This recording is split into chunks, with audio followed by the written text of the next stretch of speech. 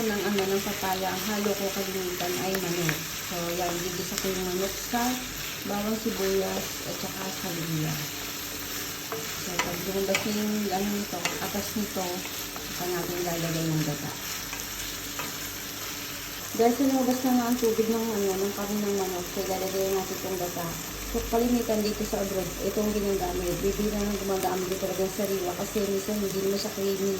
Iba pa rin talaga yung natin, yung natin sa Pilipinas. Creamy siya pag pinigaan. Kaya mas malimit ang ginagamit ko ay ganito dilata. Kaya nga pala kung naglalagay ako ng suka, hindi pwedeng walang suka.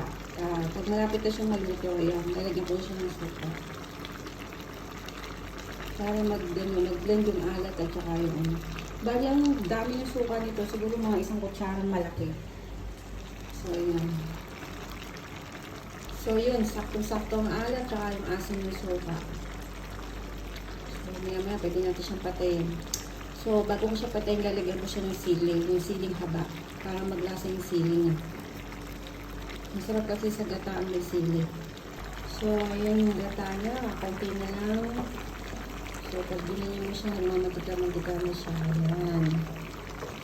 So, may papatayin ko na yan. Ang bango ng sili. May amoy ng luya. Sarap.